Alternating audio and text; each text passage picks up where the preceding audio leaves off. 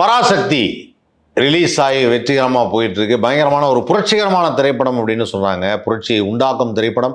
Gen Z கிட்ஸுக்கு இப்படி ஒரு படம் இந்த நேரத்தில் தேவை அப்படின்னு சொல்றாங்க. அதை பத்தி அண்ணன் உமாபதி கேட்கலாம். வணக்கண்ணா, எப்படின்னு இருக்கீங்க? வணக்கம் அண்ணா. பராசக்தி 9ஆம் தேதி ரிலீஸ் ஆக வேண்டியது, ஜனநாயகன் ஆகலை. அதுக்கப்புறம் 10ஆம் தேதி பராசக்தி கரெக்டாக சொன்ன தேதி ரிலீஸ் ஆகிடுச்சு. இப்போது தற்போதைய நிலைமை என்ன அப்படின்னு பார்த்தீங்கன்னா, பராசக்தி ரிலீஸ் ஆன உடனே மிகப்பெரிய வெற்றி அப்படின்ட்டாங்க. ஜென்சி கிட்ஸ் எல்லாம் கொண்டாடுறாங்கட்டாங்க. புரட்சிகரமாக இருக்க படம் அப்படின்ட்டாங்க. பட் இந்த படத்தை நீங்கள் பார்த்தீங்களா? பார்த்ததுக்கப்புறம் நீங்கள் என்ன ஃபீல் பண்ணீங்க? என்ன காட்சிகள்லாம் உங்களுக்கு ரொம்ப பிடிச்சிருந்தது? உங்களுக்கு வரலாறும் சில இது நீங்கள் நேரில் கண்ட வரலாறும், நீங்கள் மூத்த பத்திரிகையாளருங்கிறதுனால சில வரலாறுடைய உண்மை தெரியும். ஸோ அது இந்த படத்தில் எவ்வளோ தூரம் பிரதிபலிச்சு? அதாவது என்ன அப்படின்னா, நிலாவை காட்டி சோறு ஊட்டுற மாதிரி தான். நிலாவுக்கு நீங்கள் போக முடியுமா? முடியாது. ஆனால் அதை காட்டுவாங்க. சாப்பிட்டு கூப்பிட்டு போகிறேன்னு சொல்லி, இல்லை பாட்டி எங்கே வடை சுடுதுன்னுவாங்க. இது எல்லாம் வாயில் வடை சுடுறது தான். அப்போ தான் அந்த குழந்தை சாப்பாடை சாப்பிடும். அந்த மாதிரி இந்த படத்தில் நிறைய வடையை சுட்டுண்டா கூட இந்த ஜென்சி கிட்ஸுன்ற குழந்தைகளுக்கு ஊட்டுறதுக்கு இதெல்லாம் தேவையாக இருக்கும் அப்படின்றது. சில நேரத்தில் பார்த்திங்கன்னா, இந்த தமிழர்னு சொல்லி லேப் வச்சுருக்காங்க. சில பேர் ஆளை பார்த்து டெஸ்ட் பண்ணி லேப் சொல்ல தெலுங்கவன் தமிழன் அப்படின்னு ஒரு கும்பல் இருக்குது, திட்டு கும்பல். அந்த திட்டு கும்பலில் அந்த தலைவன் கொலைக்கார தலைவன், அந்த கும்பலை எரிச்சலை ஏற்படுத்துறதுக்காக இந்தி போராட்டத்தில் தெலுங்குக்காரன், கன்னடத்துக்காரன், மலையாளத்துக்காரன்லாம் கலந்துக்கிட்டதா அந்த அம்மா தன்னுடைய மொழிப்பற்ற காமிச்சிருக்காரு. டைரக்டர் சுதா கொங்காராவா? கோங்கரா சட்னி. ஆமாம். அந்த சுதா கோங்கரா என்ன பண்ணியிருக்காங்க அப்படின்னா, அவங்க தெலுங்கு. ஆமாம். அவங்க தாய்மொழி பற்றையும் இதில் சேர்த்து விட்ருக்காங்க. எதுக்கு அப்படின்னா, சவுத் இந்தியா ஃபுல்லாக படம் விற்கணுன்றதுக்காக. அது வியாபாரம் தானே, பேன் இண்டியா ஃபிலிம். அப்போ என்ன அப்படின்னு பார்த்தீங்க அப்படின்னா, பேன் இண்டியா இல்லை, pan south India film. Pan south India. ஆமாம். ஏன்னா இந்திக்காரன் நினைக்கிற மாதிரி இந்தியிலே இல்லைண்ணா, படத்தில் பெங்காலி ஒரு இடத்துல காமிச்சாங்க, வெஸ்ட் பெங்காலை காமிச்சாங்க. அதை தான் எங்கெங்கெல்லாம் இந்திக்கு எதிரான மாநிலங்கள் இருக்கோ அவங்களெல்லாம் உள்ளே சேர்த்து விட்டு அந்தந்த ஊரில் படத்தை விற்றுடலான்னா அது ஓகே. அது வியாபாரத்தில் அதுதான் பண்ணி ஆகும். சில பேரை கூட கேட்டாங்க, தெலுங்கில் இப்போ என்ன இந்தியை எதிர்த்து போராட்டம் பண்ணாங்க. அதாவது என்ன அப்படின்னு பார்த்தீங்கன்னா, இந்த தென்னிந்திய மொழிகளுக்கெல்லாம் தாய் தமிழ் மொழி.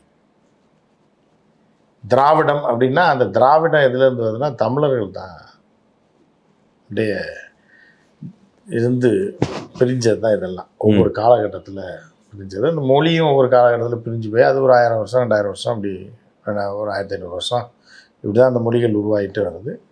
ஆனால் இப்போ எல்லாருக்கும் மூத்த மொழி தமிழ் மொழி. தமிழ் மொழியிலேருந்து பிரிஞ்சது தான் இதெல்லாம்ன்றது. ஆனால் எவிடன்ஸ் நிறையா இருக்குது. அதை பற்றி பேசணும்னா அது போயிட்டே இருக்கும். இருந்தாலும் சுதா கோங்கரா என்ன பண்ணியிருக்காப்புல, சவுத் இந்தியா முழுவதும் 4 ஸ்டேட்லேயும் படத்தை விற்கணுன்றதுக்காக கொஞ்சம் மசாலா அரைச்சிருக்காப்புல. புரியுதா? ஸோ அதனால் இப்போ நம்ம சில பேர் நம்ம அந்த பிரிவினையும் பாகுபாடெலாம் என்னைக்கு பார்த்துருக்கோம். நம்ம தமிழ்நாட்டில் பெருசாக பார்க்குறோம். நம்ம தமிழன் ரைட்டு போகிறோம், திடீர்னு பசிக்கு போகிறோம், ஆந்திரா மெஸ் இருக்கும்.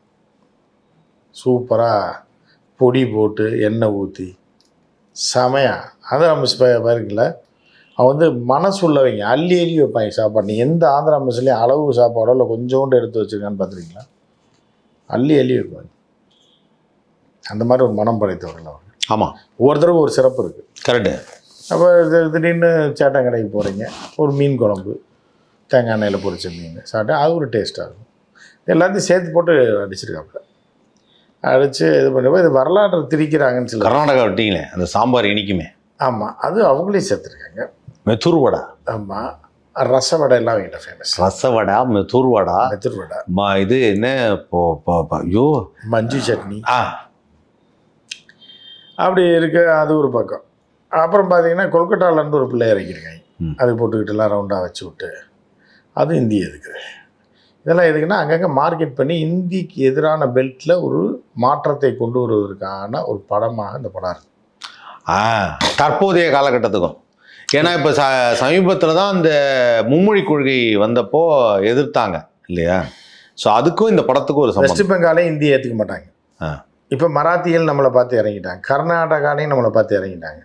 இப்போ அதுக்கு இவங்களை ஒட்டுமொத்தமாக இந்த திருட்டு கும்பலை துரத்துறது, மும்மொழி கொள்கை கும்பலை துரத்துறதுக்கு இந்த படம் ஒரு முக்கியமான ஒரு கருவியாக பார்க்கப்படுது.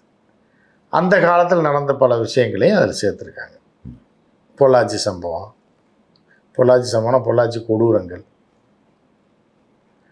அப்போ இருந்த ஒரு கேணத்தனமான ஒரு அரசு, கேடுகெட்ட ஒரு அரசாங்கத்தையும் சொல்லியிருக்காங்க. இது இது பழையன கழிதலும் புதியன புகுதலும்பாங்க. அந்த மாதிரி பழையன கழிதல் இருந்தால் கூட அது எப்படி நமக்கு பயன்பட்டுச்சுன்றதை சொல்லியிருக்காங்க. இப்படி பரபரப்பாக இருக்குது படமும், மேக்கிங்கில் அது இது நல்லாயிருக்கு. செட்டு கிட்டு, ரயில்வே ஸ்டேஷன், ட்ரெயின் அப்படி இப்படின்னு போட்டிருக்காங்க. ரவி யார், முன்னாள் டிஜிபி மாதிரி, முன்னாள் ஜெயம் ரவி. ஓகே. இன்னைக்கு வந்து ரவி மோகன். ஐயோ, நான் இன்னும் அவரை ஜெயம் ரவின்னு தான் சொல்லிட்டு அதாவது தப்பாக சொல்லிடுவாங்களா? முன்னாள் டிஜிபி போய் முன்னாள் டிஜிபின்னு தான் போடணும். புரியுதா? ரவி மோகன். அப்போ வந்து அவர் உண்மையிலே நடித்து இது பண்ணியிருக்கார், வாழ்ந்திருக்கார் அந்த கேரக்டராகவே, தமிழ் விரோதியாகவே. அதனால் அது நல்லா இல்லை. அதுக்கும் ஒரு காரணம், அந்த படத்தில் ஒரு சீன் அந்த படம் எனக்கு புரியல. அதாவது அவங்க அப்பா ஒரு தமிழன், அவங்க அம்மா வந்து பெங்காலியா? இல்லை, வேற ஹிந்தி. ஓ, அதனால் அந்த வெறுப்பில் அது எதுக்கு வெறுப்பாகிறான்னு தெரியல. இல்லை, அவருடைய தாய் வந்து ஹிந்தி இல்லை, தாய் மொழி அவருக்கு வந்து ஹிந்தி. ஆனால் அப்பா தந்தை மொழி அவர் கணக்கில் எடுத்துக்கல. அந்த தாயை அவர் விட்டுட்டு போயிட்டாருன்ற மாதிரி. தாய் விட்டுட்டுலாம் போல, அப்படிதான் காட்டுவாங்க. தாய் தனியாக தானே இருக்கும். இல்லை, கூட இருக்கும். இந்த பையன் அவங்க அப்பா இருக்க மாட்டாரு, தாய் கூட இருக்கும். ஷீலாவா யாரோ நடிச்சா, யார் நடிச்சா என்ன, அவங்க அப்பா இல்லை தந்தை இல்லை, தந்தையின் மொழி தமிழ் அப்படின்னு சொல்லி மொழி வெறியனா காமிச்சு, அது வந்து என்னென்னா எனக்கு பார்க்குறதுக்கு ஒரு இது மாதிரி தான் இருந்தாப்புல. அது ஒருத்தர் இருக்கார் இப்போ அமைச்சரவையில், அவரை மாதிரி தான் இருக்காப்புல சின்ன வயசில் அப்படி இருந்த மாதிரி. ஸோ அப்படிலாம் எடுத்திருக்காங்க, பழசு சொல்லியிருக்காங்க. இப்போ வரைக்கும் அது பொருந்தி போகுதுன்றதுனால அண்ணாவோட வசனங்கள் எல்லாம் வச்சு அது அப்படியே பக்காவாக மேட்ச் ஆகுது. ஆமாம், 1959 ஆரம்பித்த ஒரு போராட்டம் ஃபஸ்ட்டு ஒரு மசோதாவில் வந்து தாக்கல் செய்து, சரி ஓகே இல்லை விட்டுறலாம் அப்படின்னு சொல்லி 59 விடுறாங்க. 64 திருப்பி இந்தி திணிப்பு அப்படின்னு சொல்லிட்டு வருது. அப்போ வந்து பிரைம் மினிஸ்டர் இருந்தது யாருன்னா 64 இந்திரா காந்தி கொஞ்சம் இருந்தாப்புல. அதுக்கு நேருக்கு அப்புறம் மொரார்ஜி தேசாய் இருந்த டைம் அது. அதான் அவங்க சொல்ல வருது. மொரார்ஜி தேசாயில் இந்த அம்மா ஒரு முக்கிய பொறுப்பில் இருந்திருக்கிற மாதிரி காமிக்கிறாங்க இந்திரா காந்தியை. ஸோ நம்ம அதான் அந்த படத்துலேயே வந்து ஸ்போர்ட்ஸ் மினிஸ்டராக இருந்தாங்க. அதான் அந்த படத்துலேயே வந்து ஒரு காட்சியில் நம்ம பிரைம் மினிஸ்டர் தெரியுமா, இல்லை அவங்க சைனா பார்டரில் இருக்கட்டும், இப்போ நம்ம அவங்கள பார்க்க வரலையே, நம்ம பார்க்க வந்த அம்மா வேறு, பார்க்க வந்த ஆளே வேறு அப்படிங்கிறாங்க. அப்போ நான் யோசித்தேன், ஓ அப்போது மொரார்ஜி தேசாய் பிரைம் மினிஸ்டர் இவங்க ஏதோ ஒரு மினிஸ்டரில் முக்கியமான மினிஸ்டர். ஓகே, ஸ்போர்ட்ஸ் மினிஸ்டராக இருந்திருக்கிறாங்க. ஸ்போர்ட்ஸ் மினிஸ்டராக இருந்தவங்களுக்கும் இந்த இந்திய எதிர்ப்புக்கும் என்ன சம்பந்தம்? அவங்க அப்பா தானே பிரைம் மினிஸ்டர், முதல் பிரைம் மினிஸ்டர். அடுத்து இவங்க தானே வரப்போகிறாங்க. அது படத்தில் நீங்கள் இதெல்லாம் கதையெல்லாம் கேட்டிங்கன்னா, மசாலா அரைக்கும் போது ஏன் மிளகா கூட போயிடுச்சு, ஏன் மல்லித்தூளை கூட போட்டாங்கன்னு கேட்க முடியாது. அது சில காரணம் இருக்கும். ஏதோ ஒரு வடையை சுடும்போது கொஞ்சம் இது பண்ணுறது தான். சில வடைகள் ஓட்டை போடாமையே போட்டுருவேன் பேசிக்கிட்டே தட்டி, அதுக்கு நம்ம இது பண்ண முடியாது.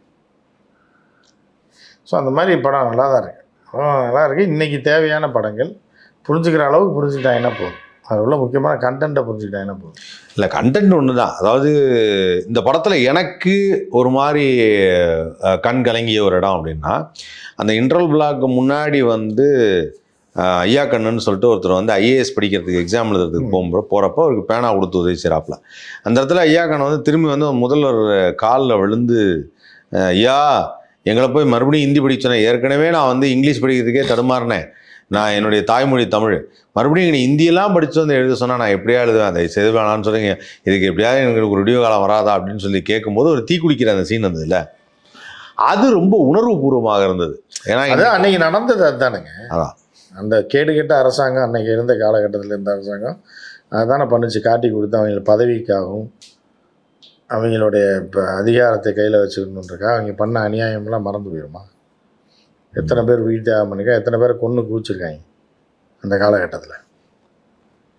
அதை நினைவுபடுத்துகிறார்.